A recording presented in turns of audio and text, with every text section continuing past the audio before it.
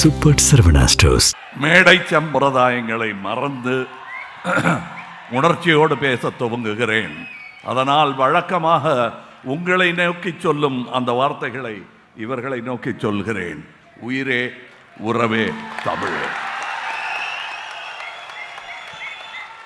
இப்பொழுது மேடை சம்பிரதாயம். காரணம், இது மக்கள் நீதி மையம் கூட்டம் அல்ல, பண்பட்ட கமல் நடத்தும் கூட்டம். என்ன பண்பட்ட கமல்னா என்ன? கமல் தானே பண்படுத்துறாரு. நானே பண்பட்டு தாயா இந்த மேடைக்கு வந்தேன். அதனால் சொல்லுகிறேன், இங்கு இந்த விழாவின் உணர்வை புரிந்து கொண்டு தன் கடமையையும் சுமையையும் சொல்லியிருந்தார் மாண்புமிகு முதல்வர் அவர்களை. பரவாயில்லைங்க ஐயா, நாங்கள் நடத்திக்கிறோம் அப்படின்னு சொல்லியிருப்பேன். ஆனால் நான் அன்பை சொன்னேன், அவரும் அதையே தான் சொல்லி இருக்கிறார். இது அரசியல் கூட்டம் அல்ல, அன்பர்கள் சேர்ந்து நடத்தும் கூட்டம். அதற்கு அவர் உடனே வருகிறேன் என்று சொல்லி தன் நிகழ்ச்சிகளில் ஒரு சின்ன இடைவெளி விட்டு இங்கே வந்து விட்டு சென்றிருக்கிறார். முதல் நன்றி அந்த தமிழனுக்கு நான் சொல்லியே ஆக வேண்டும்.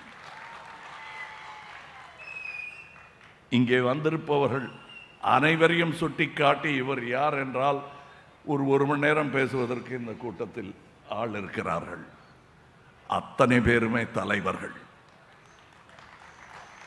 இதில் ஒரு முக்கிய செய்தி என்னவென்றால், இதில் 70 வயதில் நான் தான் மிக இளமையான கட்சி. என்னை திருமா அவர்கள் பேசுவ மன்னிக்கணும், நேரம் காரணமாக நான் அந்த அவர்களே அப்படின்னு ஒவ்வொருத்தரையும் குறிப்பிடல. நீங்கள் எல்லாருமே தலைவர்கள் என்பதை நான் ஏற்றுக்கொண்டவன். தமிழகத்தின் தலைவர்கள் நீங்கள் எல்லோரும். அவர்கள் எல்லோரும் இங்கே வந்து இந்த மேடையில் என் தலைவனின் பெயரை சொன்ன ஒன்றும் வந்திருக்கிறீர்கள். அவர்தான் அவருக்கு கட்சி கிடையாது, இருக்கவும் கூடாது. அவரை எந்த கட்சியும் மொத்தமாக கையில் போகக்கூடாது, மறந்துவிடவும் கூடாது. அதனால்தான் மறவோம் என்று நான் சொல்றேன். பரமக்குடியிலிருந்து புறப்பட்ட பையன் புறப்படுறதுக்கு ஒரு வாரம் முன்னாடி சொன்னாங்க.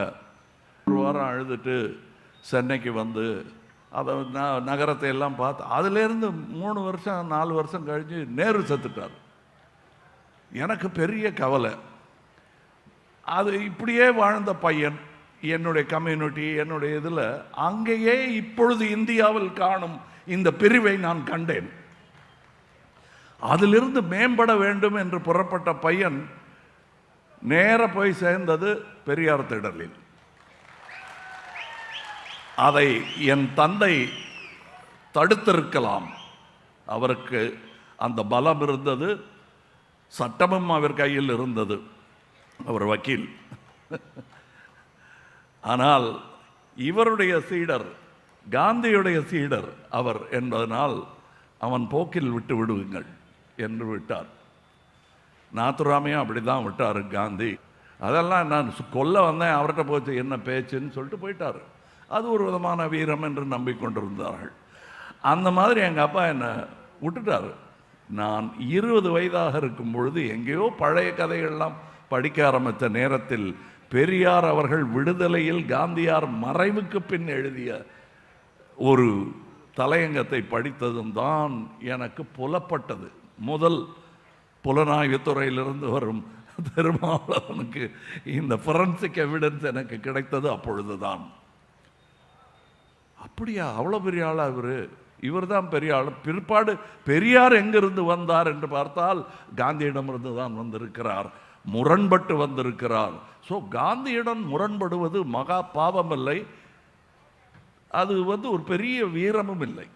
முரண்படுவது கடமை. அது மூத்த தலைமுறை அதனுடன் முரண்படும். அதற்கு புத்தி சொல்ல தவறிவிட்டால் கோவித்து கொண்டு வெளியேறிவிடும். அப்படி வெளியேறி திரும்பி என் தாத்தாவிடம் வந்த ப்ராடிகல் சன் நான். 47 இருந்திருந்தால் யார் கண்டா? அந்த கூட்டத்தோடு நானும் பின்னாடி போயிருப்பேன். காந்தியை சுட போகிறாங்க, நம்மளும் போகலான்னு. அதில் என்னன்னா, இதை நானும் அவருடைய கொள்ளு பேரன் துஷார் காந்தியும் பேசி இருக்கிறோம். அந்த காலத்தில் நம்ம இருந்திருந்தோம்னா இந்த இழுப்புகளுக்கு ஆளாகி நம்மளும் அங்கே போயிருப்போம்ல அப்படின்னு. கரெக்ட், நீங்கள் சொல்கிறதுட்டு ஒரு புத்தகம் எழுதினார். அதில் நான் தான் முன்னரே எழுதும் வாய்ப்பை பெற்றேன். ஹேராம் படத்தை பார்த்துட்டு எழுதின புத்தகம் கம் லெட்ஸ் கில் காந்தி என்பது தான் அந்த புத்தகத்தின் பெயர். எழுதியவர் காந்தியின் கொள்ளு பேரன். அது ஒரு வஞ்ச புகழ்ச்சி தான். அது பல பேருக்கு புரியல. நான் இங்கு இந்த கூட்டத்தை திரட்டியதற்கான காரணம், முக்கியமாக இந்த கூட்டம் திரட்டுறது சினிமாவில் டான்ஸ் ஆடலாலே திரட்டிடலாங்க. இந்த கூட்டத்தை திரட்டுறது கஷ்டம். ஏன்னா இவங்க காந்தியுடன் முரண்பட்டவர்கள். இவர்களை எப்படி ஒரு மேடையில் அமர வைப்பது? அதுதான் 9வது ஆண்டில் நான் செய்திருக்கும் சிறிய சாதனை. எலக்டோரல் பாலிடிக்ஸ் என்பது ஒன்று, அது 5 வருடத்திற்கு ஒரு முறை வந்து கொண்டே இருக்கும். அதற்காக மட்டுமே வந்தவர்கள் அல்ல இவர்கள். 25 வருஷமாக எலக்டோரல் பாலிடிக்ஸ் என்று எழுத வேண்டிய தேவை ஏன் வருகிறது? அனைவருக்குமானவர் என்பதை வாழ்வில் தன்னுடைய செய்தியாக கொடுத்து சென்றவர். அந்த செய்தி மகாத்மா என்று கூப்பிட மாட்டேன். காரணம், பூஜைக்குரியவராக ஆக்கிவிட்டால் அந்த கோவிலை மூடுவதற்கு கூட வழி. நீங்கள் வரக்கூடாது அங்கே, அது எங்கள் கோவில் என்று உரிமை. நாங்கள் சாடுவோம், போற்றுவோம், வணங்குவோம். அது இங்கு நிகழும் சூழல்கள் எங்களை எப்படி தாக்குகிறதோ அதற்கு ஏற்ப வீட்டில் வந்து புலம்புவோம். அந்த வீட்டில் காந்தி தாத்தா இருப்பார் என்றும் இருப்பார் என்று நான் நம்புகிறேன். காந்தி ஒரு மனிதர் என்னும் காலகட்டம் கடந்து விட்டது. Gandhi is an idea. An idea we can all use, we can all share. ஒவ்வொரு வாட்டையும் அந்த பெரிய வட்டத்தில் போய் தான் பேசணுங்கிறது இல்லை. மக்கள் மத்தியில் அமர்ந்து பேசினாலும் அங்கே கேட்கும். என்னுடைய அப்பா பரமக்குடியிலிருந்து நான் புறப்பட்டு சினிமாவுக்கு வந்தபோது, என்றைக்காவது நீ அரசியலில் வர வேண்டும் என்று சொன்ன பொழுது என்னுடைய சகோதரர்களாக அவனையாவது விட்டு வைங்களேன், உங்களை மாதிரி அவனும் பாழா போகணுமா என்று சொன்னார்கள். அவர் பாழாகவில்லை, நாமாகி இருக்கிறோம். அவரும் சாகவில்லை, நாமாக இருக்கிறோம். இப்போ கடைசியாக கோபாலகிருஷ்ண காந்தி அவர்கள் பேசியிருக்காரு. அது என்ன, அது கடைசியில் கட் பண்ணிட்டாங்க. ஏன்னா அவர் கண் கலங்கினதை காட்ட வேண்டாம்ட்டு. அந்த 3 புல்லட்ஸ் நிறுத்த வேண்டிய நேரம் நமக்கு வந்து விட்டது. அது எப்படிங்க காந்தியார் காலமெல்லாம் பொருந்துமா? இப்போ ஆயுதம் இல்லாமல் எப்படிங்க 3 புல்லட்டுங்கிறீங்க? அப்படின்னா 2 புல்லட்டு தமிழ்நாடு தயார் பண்ணிடுச்சு. Health and education. If you don't answer this bullets, you will fall. It's not a promise. It's a belief and analysis of how this country is going to go. இது அப்படித்தான் நகரும் இந்த தேசம். இது மொத்த தேசத்தில் 1.4 பில்லியன் பீப்புள் முட்டாள்களாக இருக்க முடியுமா? சாத்தியமா? யோசித்து பாருங்கள். இல்லை என்கிறேன் நான், இருக்கு என்கிறது ஒரு கூட்டம். அந்த கூட்டம் அகலும், இல்லை என்றால் அகற்ற வேண்டும். இது காலத்தின் கட்டாயம் மட்டுமல்ல, நமது கடமையும் கூட. இந்த காதி துணி பின்னாடி சிவப்பு கலரில் இருக்கு, இங்கே கருப்பு கலராக மாறி இருக்கு. நான் நடத்துகிற கம்பெனி பேர் கமல் ஹாசன்ஸ் ஹவுஸ் ஆஃப் கதர். அதில் தயார் பண்ணது இந்த துணி. காந்தியார் கடைசியாக இங்கே வந்தபோது இந்த கதர் ஆடை உற்பத்தியை அதிகரிப்பதற்காகத்தான் மதுரை வந்தார். அந்த வேலை துவங்கி விட்டது ஐயா என்பதை கூட சொல்லும் விழாவாக இதை வைத்துக் கொள்ளலாம். இது உணர்வு பூர்வமான விழா. அரசியல் விழா அல்ல. அதனால்தான் வைகோ அவர்கள் கண்கலங்கி என்னை கை குலுக்கினார். எல்லோருக்குள்ளும் அந்த உணர்வு இருக்கிறது. இந்த மனிதர்கள் என் முறவன்றி வேறென்ன. அதனால் தான் சொல்லுகிறேன், மையம் யாரையும் எதிர்க்கும் தேவைப்படும் பொழுது, ஆனால் யாருமே எங்களுக்கு எதிரி இல்லை. நாங்கள் எதிர்ப்பது தனி மனிதர்களை அல்ல, தனி மனிதர்களின் அவசர சட்டங்களையும் அவசர திட்டங்களையும் சுயநல திட்டங்களையும். இவைகளை எல்லாம் மாற்றுவதற்காக நாம் பட்டு வந்த பாடையெல்லாம் 15 வருடத்தில் மாற்றிவிட முடியுமா? இல்லை 25 வருஷத்தில் தான் மாற்றிவிட முடியுமா? முடியாது என்கிறேன் நான். கோரஸ் பாட இந்தியாவெங்கிலும் தலைவர்கள் இதே போல இருக்கிறார்கள். அவர்கள் யாரும் கட்சி மாற வேண்டிய அவசியமில்லை. இருக்கும் இடத்திலேயே இருங்கள். உங்கள் மனசாட்சியை கேட்டு பாருங்கள். ஆள் மாறிவிடுவீர்கள். கட்சி காணாமல் போய்விடும். நான் கோபத்தில் பேசுவதாக நினைக்க வேண்டாம். யோசித்துத்தான் பேசுகிறேன். குறிப்பெடுக்க எனக்கு அம்பேத்கர் இருக்கிறார், பெரியார் இருக்கிறார். படசு எதையாவது எடுத்து பெரிய இம்பீரியலிஸ்ட் பவருக்கு எதிராக எப்படி பேசணும்னா பாடம் கொடுக்க காந்தியார் இருக்கிறார். இப்பொழுதும் வருகிறது இம்பீரியல் பவர் இந்தியாவை நோக்கி. சந்தேகமே வேண்டாம். 2வது இந்திய சுதந்திர போராட்டம் துவங்கிவிட்டது என்றே நீங்கள் கொள்ள வேண்டும். அதன் விழிகுரல் இங்கிருந்து அன்றி வேறு எங்கிருந்து கேட்கும்? அதை நீங்கள் மதுரை என்று எடுத்துக்கொண்டாலும் சரி, மங்கம்மாள் அரண்மனை என்று எடுத்துக்கொண்டாலும் சரி, காந்தி மண்டபம் என்று எடுத்துக்கொண்டாலும் சரி, இது நம் குரல்.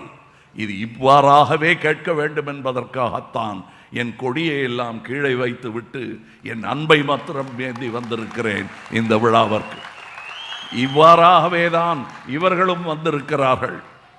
இது கொஞ்சம் அவங்களுக்கு என்னையாது இந்த நேரத்தில் இப்படியெல்லாம் போனால் எப்படி இருக்கும் அப்படின்லாம் யோசிக்கக்கூடிய ஒரு விழா.